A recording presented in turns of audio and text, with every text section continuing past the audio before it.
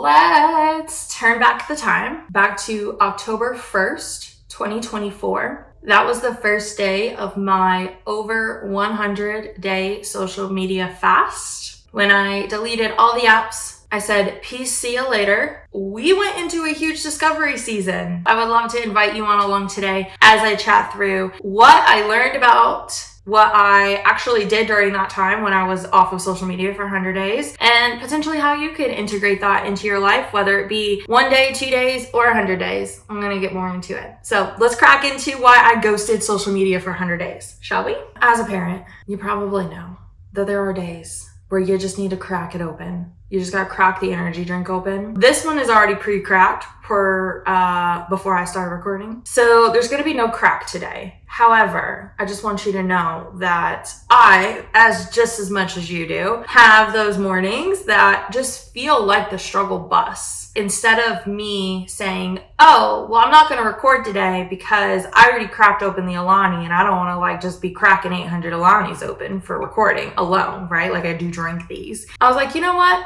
I'm just going to acknowledge it. I'm going to be like, hey, it's already cracked. Ain't going to get cracked on here. And we're just going to move forward. Cheers to another strawberry sunrise. So hey cuties, my name is Ashley and I'm the CEO of a multi-7-figure business. I am pretty committed to doing that during the day. And then at night, we just thrive in motherhood, thrive with the little squishy in my life, and I read my Kindle. That actually segues perfectly into the next portion of what I want to share with you. So for years, 5+ years, if we're being totally honest here, I was constantly online. Instagram, Facebook, Twitter, until I got banned off of Twitter. Why? I don't know. I wasn't even freaking on the thing, but I got banned from Twitter for life, so you won't see me over there. LinkedIn, I mean, you name it, I was on it. Not only was I on it, I was getting all the notifications for it. I was feeling like I had to create content for all of it. I know, based off of so many conversations that I've had with a lot of people in my world, there is this ongoing pressure to be on every single social media platform and to create all the content for every social media platform and to figure out all the social and be social on all of them. And it's like,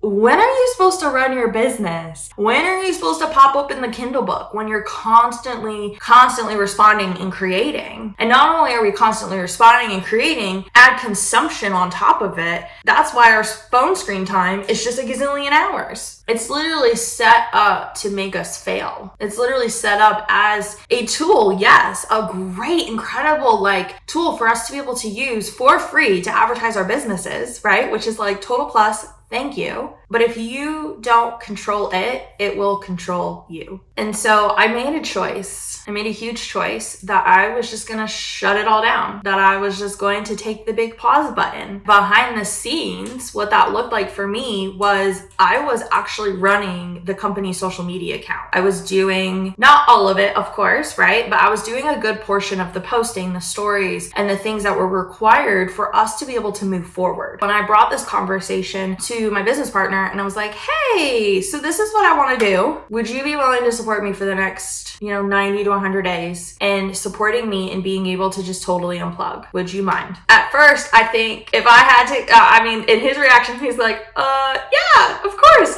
And I love that. And I'm so appreciative of that. And that was so supportive of me. It's actually created such a massive shift in the company by him taking it back over and literally crushing it and really just putting himself back into the brand was the best decision ever. But that's me getting ahead of the story. Okay, that's me getting ahead of the story. But to put the bow on top of that, so appreciative of my business partner for supporting me in this, because this is what allowed for me to be able to step away. I understand that not everybody has that. They don't either have that level of support. They don't have that level of, having a business partner who will be able to step in and take a little bit of your role and you take a little bit of theirs and you figure it out. I get it. And so it doesn't have to be just because I did over 100 days does not mean you have to do 100 days in order to be able to get a tangible result. When I stepped away from social media, there was definitely a part of me that was constantly going to where the Instagram app was there. I got so hooked on Instagram completely that I was just like, That happened for a week. It happened for a week where I was just like, where'd it go? I need this. That was a really big eye-opener of that there was some underlying form of escape and addiction. When I recognized that, I started to go through the process of really diving into what I call the master reset. The master reset being essentially a place where I fully went down to basically my bare bones, decided I was going to rediscover who Ashley was, who I was about, what I wanted to consume, what I wanted my life to be about, and not necessarily from the lens of what I saw on social media or in the lens of what I thought or portrayed or wanted my life essentially to portray. That was also another huge piece of like, I would like have something happen. I'm like, oh, I want to share this on my Instagram. And then I was like, oh, but I can't because I'm not on there. That also was like a really big, almost kind of little red flag moment for me where I was like, oh, why am I wanting to share this? What is the intention behind this? Those questions really kept me going in a circle for that first month of just, again, like, well, why am I doing this? What am I hiding from? What is the intention here? And this is where I started to really dig deep into myself and go through this first phase of just master reset. And so really what the reset phase is really about is it's about prioritizing you. It's about prioritizing your clarity. It's about prioritizing your space. And it's about prioritizing what you want your future to look like without somebody else dictating your vision. And so the reason why this is so important is we are oftentimes stuck in this cycle of tell me what you want me to do. Let me copy and paste somebody else's business strategy. Let my life look like Sally Sue's over on Instagram. And when you are constantly taking other people's pieces and trying to make it fit into your own puzzle, you just end up with 6 different puzzles and none of the pieces go together. And so during this time, after I deleted the apps, I started to read again. I started really digging into these self-help books. I realized, oh, I get to figure out what my puzzle is going to look like. I'm actually going to read a quote from one of the books that I read. This was a recommendation from my friend Andy, so thank you. It's called It's called Switch. That's the name of the book. You'll see it over here, I'm sure. And this is what they stated in the book. I'm just going to read it verbatim. To change someone's behavior, you've got to change that person's situation. I wanted to change my behavior with social media. And so that first step was deleting the apps to take away that unwanted behavior, and then working through the process of changing my environment to be able to support the new behavior that I wanted to replace with it. When I did that and I stripped everything down to the bones, I realized there was a lot of cracks in my foundation. Not just in the business side of where I was creating codependency, I was creating a little bit of a mess of craziness, but also in my personal life as well too. There was a lot of cracks in my foundation that I was hiding, that I had put a big old blanket over. In reality, that didn't stop the cracks from spreading. And so this is where we come into the rebuilding phase. We recognize that what was working isn't what we want anymore. Now we're going to work on rebuilding the puzzle, the pieces. We're going to be rebuilding to be able to make it exactly the picture that we want it to be. The rebuilding phase is probably just as uncomfortable as the reset phase. The reset phase is I just want to be on social media. And then the rebuilding phase is, oh, this is what we're dealing with. Oh, okay. It's like when you buy a house and you realize that the house that you bought has a foundation that's basically like trashed. And you're like, oh, but the house looks beautiful on the top part. And you didn't check the foundation. You're just like, oh, great, cool. Basically, we got to redo the entire foundation. For me, it really did look like stripping everything back. I was grateful and just so blessed to have a therapist that was able to support me through this. And these were some of the questions.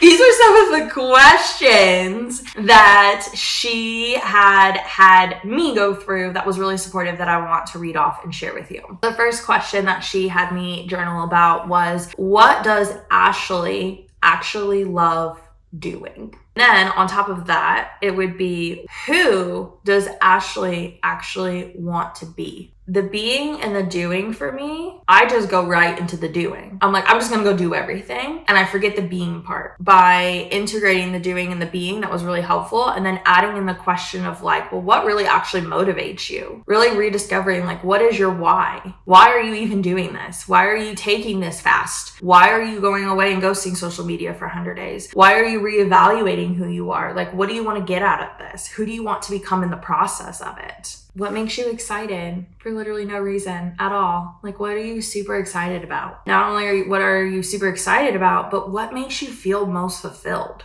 Me going through those questions allowed for me to really clearly see things that I was like, okay, this is a green check mark, yes. This is a red X, no. And this is how we're doing this. And I went through every piece of my life, every single piece of my life. I went through the things in my home. I decluttered. I went through things in my finances and I got rid of things. I unsubscribed from things. I went through my inbox and unsubscribed from newsletters that no longer aligned. I did go onto my Instagram and unfollowed a bunch of accounts that were not in supportive of who I wanted to become when I came back.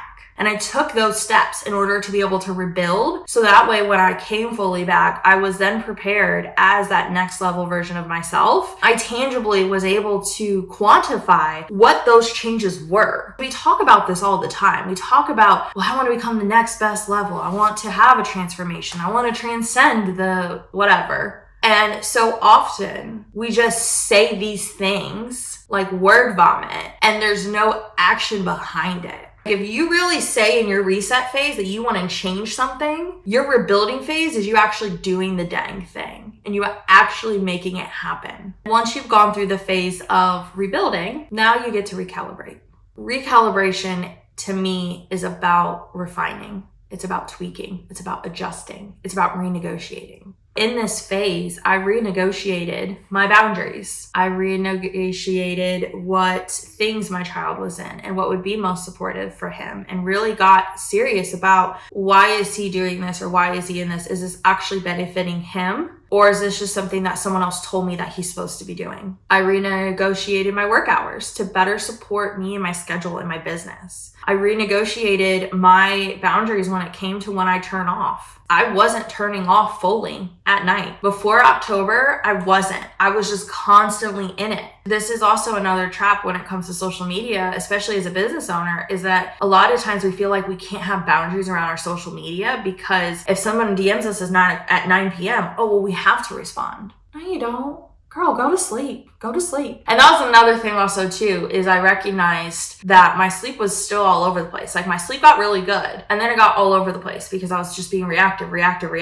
And in the recalibration phase, I started to just respond. I responded in my time. I responded when I was fully awake. I responded when I could, and not from a place of people pleasing, not from a place of, well, I have to, but from a place of like, I'm going to give you the best version of me. And that looks like me responding to you at 10 a.m. versus 10 p.m. And that's okay. We're not saving lives over here, okay? We're just doing marketing. That's all we're doing over here. We're just doing marketing. I would be doing you no favor whatsoever if I didn't warn you that during the recalibration phase, when you start to then reemerge back into social media, you start to reemerge back into where you're at, you reintroduce those environments and behaviors because you're like, okay, we can't be going from social media forever. It can test you. It's going to be the ultimate test of, great. For me, it was 100 days. I spent 100 days off of social media. When I came back on, I instantly was like, I felt like I was awake from the dead. You know, I was like, oh my gosh, all these things happened. All these things went place. There was a part of me that did feel FOMO. Like my really good friend opened her entire business and I felt bad because I didn't like the social media post. When in reality, I literally saw her a week after and congratulated her in person. And I had said that to her. I said, I'm so sorry I didn't like your post. I'm pretty sure you did one. I didn't see it, but like, I'm sure you did one. She's like, Ash, it's fine. And that also just reminds me of just the power of the relationship, the power of having the in-depth conversations and taking it deeper than just the likes and the reactions. If there was another thing that I would say is that you're going to get tested in that. You're going to want to go right back into those old behaviors and habits. You're going to want to go back into the same old. You're going to get dap into it. The best thing that you can do is constantly remind yourself and ask yourself, how do I protect this progress that I've made? You've made so much progress in the rebuilding and the reset phase that when you're in this recalibration phase and then you go into the introduction of that thing again, you get to protect that progress. There's a reason why you spent the last, for me, 100 days doing the things, reading a ton of Kindle books, reading and doing the self-help, exploring, therapy, all of that. What a waste it would be to just jump right back into the old behaviors and habits and not protect all the rest of that progress that you've gone through. I just want to remind you that growth is constant recalibration. Growth is constantly you making small tweaks. Let me tell you what, if I were to come here and say I haven't at least gotten swamped into IG Reels at least once or twice, I'd be lying. I definitely have. There's been hard moments that it was easier to go to social media to drown out the noise versus me pick up my Kindle book. That's why it is a process. It's not black and white. It's not all or nothing. It's you constantly acknowledging what it is, your choices, and then choosing what you're going to do next. Just because I spent 15 minutes on Instagram Reels and then I'm like, oh wait, where'd my time go? I'm alive. Here I am. Doesn't mean that I then have to beat myself up. I can just choose for the next 15 minutes to go read my Kindle book. It's all about what you choose. I think life is 100% a choice. Like how you choose to spend your time is important. How you choose your energy is important. I get it. There's life circumstances, there's life things that happen, much to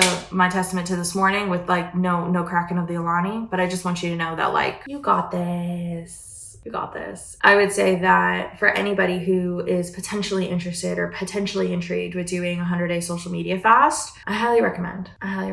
It's definitely provided me so much clarity. I read so many books. I learned so much, and it was definitely just the greatest blessing, I would say. I just want to remind you that you got this. You have it. You got this.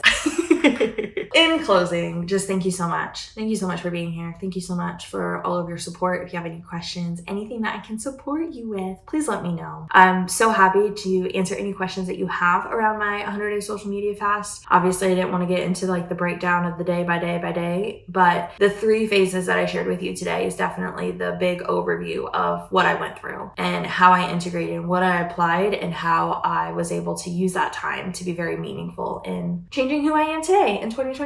My reminder for you today is, as always, stay caffeinated, stay connected, and stay centered with Christ. I appreciate y'all, and I will see y'all in the next video. Bye!